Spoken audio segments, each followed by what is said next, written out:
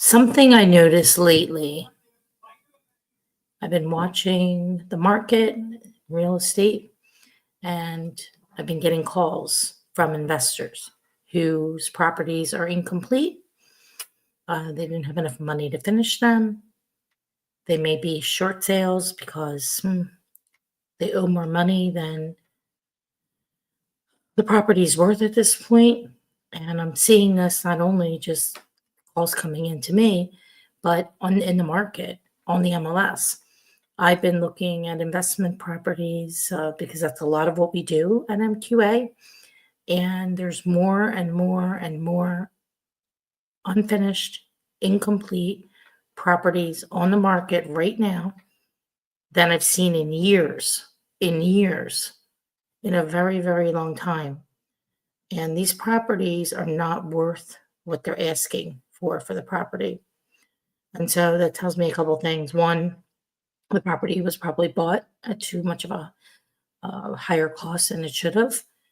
Um, the contractor they hired wasn't able to perform. So now they are underwater with the property. And one of three things will happen. One, they can get a short sale from the lender. Two, they'll be foreclosed upon. Or three, they'll have to bring money to the table. And I'm dealing right now with three of these properties that just happened in the last 7 days.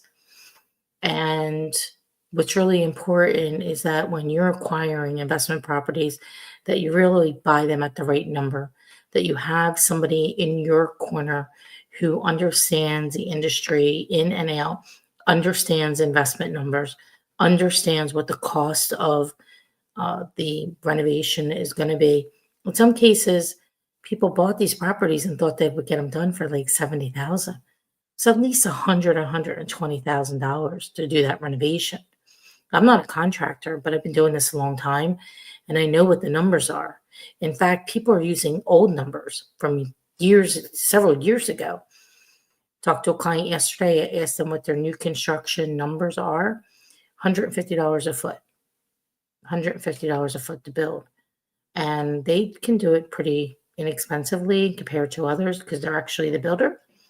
So really need to be diligent about when you're acquiring properties, what the ARV is, and really, really understand the inventory and what needs to be delivered in that marketplace. So, this one I'm dealing with right now, it's a pretty big house. Most houses in the area that are being flipped are 2 bedrooms, maybe 3. This is like a four bedroom plus house. And so the ARV has to be so much higher and it's not going to sell. It's just a big waste and a waste for everybody involved and waste for the market.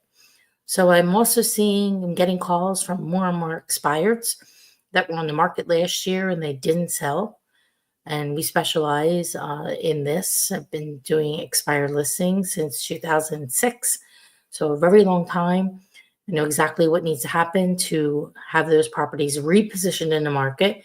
And it's always not about price. There's a lot of factors that go into it. Most of the times, they're not marketed right. The price may or may not be right.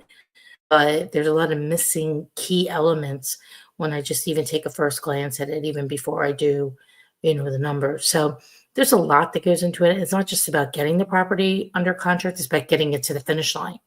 So having a trusted advisor is critical in today's environment. So you're not one of those people who's calling me saying, I'm underwater on this property and then, having to bring extra money to the table. So something that I'm going to be watching very closely. I also noticed that there's more inventory this year than there was last year, about 12% more, and there's not 12% more sales.